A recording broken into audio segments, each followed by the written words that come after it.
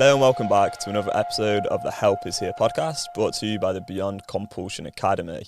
For 9 years, I was stuck in this cycle, going around in circles, trying to overcome porn addiction, and I ended up getting super busy. I set up a book club, started volunteering work, worked a couple of different jobs, would see my friends all the time, and I would just live this super active lifestyle. And that wasn't necessarily a bad thing, that I had this really active lifestyle and made new friends and, got involved in local communities and started to do more stuff. Like, that's quite a good thing, I would say. But often in life, the intention behind your actions are more important than the action itself. And the reason that I did get quite so busy, I believe, is that I was always running away from the possibility of having an urge. I really felt pretty terrified of that possibility of having desire. And I'd been taught by all the nofap gurus out there that you want to stay super busy, you want to distract yourself, avoid that temptation. Because if you have that temptation, you're screwed. You're going to be back relapsing. That's kind of what I'd been indoctrinated to believe by everyone else out there. And that was completely incorrect, because the truth is you stay in a porn addiction until you've dealt with the desire directly. Now, we have to be really honest with ourselves and accept, okay, yeah, I have got a problem here, and then deal with that desire by thinking through the choice in that moment, right in that moment. We're not thinking off into the future, we're not thinking into the past. In that moment right there, you think through that choice and you make a choice. And then what's going to happen is you do that repeatedly, you are actually going to rewire the brain. So I get a message yesterday from my girlfriend, and she's talking about this outfit that she's wearing, and her friend had copied her outfit and she wanted to send me a photo of it. So anyway, she sends me a photo of herself and she has a caption at the bottom, and it's like, excuse the untied laces, her laces weren't tied on her trainers.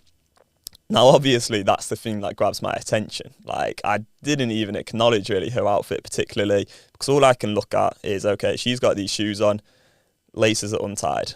So she'd even put that in the caption, ignore it. But this is the thing when it comes to porn addiction, is everyone's trying to ignore something that's blatantly there. It's there until you deal with it. So those laces aren't going to tie themselves. You got to deal with that, otherwise they're going to stay present. And then everything else in life you're not really acknowledging so much. Like I say, I didn't really notice the rest of my girlfriend's outfit because I was so focused on these untied laces. That's kind of how my life was in the past. I had all these things going on and they were good things, but really in my mind, what I was thinking about all the time, to be straight, was this problem with porn addiction. I was spending time in online communities, I was watching YouTube videos on it, consuming podcasts, doing a lot of things that you're probably doing yourself, right? So it's on my mind a lot of the time, even though I didn't want to accept and acknowledge that reality.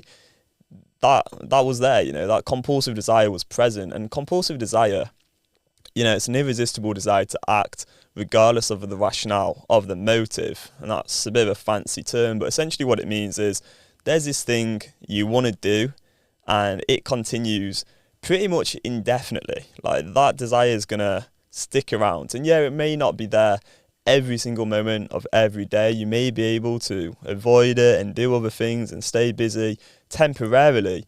But there comes a moment, and you will have experienced this yourself, there comes a moment where you have that desire, and maybe you're in a certain situation where you're on your own, you have the opportunity, and eventually, maybe weeks or months have gone by without engaging, but eventually you go fuck it, and you go back to the porn, you relapse, you feel absolutely terrible, and you're like, what has gone on here? I've been doing everything that everyone's been telling me to do. I've been maybe working out, I've been trying all these different things and these nofap tips, and then eventually you relapse and you're feeling awful and you're feeling ashamed and you're feeling frustrated with yourself. You've lost your confidence, you've lost your nofap streak if you're counting one of them. And so yeah, it's a horrible feeling, and you have this cycle of ups and downs just going around in circles. So what we need to do, the most essential thing here, is to start to understand how the addicted part of the mind works.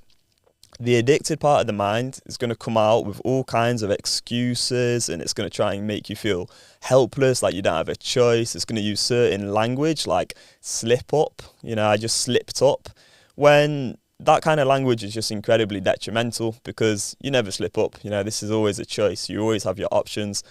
You don't have to consent to helplessness and be a slave to desires. It is a choice. So we start off, we understand the addictive part of the mind, all the ins and outs, and then we learn how to deal very directly with the desires, with that compulsive desire, and then we can rewire the brain and get to a position where we're not always thinking about this problem. We don't feel like we have to stay busy. We just get to be free, live our life, and do what we want, knowing that there's consequences to certain choices that we choose to make for ourselves. Hopefully that makes a little bit of sense. Hopefully that can help you. And if you would like to learn more about the Beyond Compulsion method, we are going to be opening our program up in a couple of weeks' time. So feel free to jump on the waitlist. I'll leave a link in the description. Thanks again for watching or listening to this episode, and I will see you in the next one. Bye bye.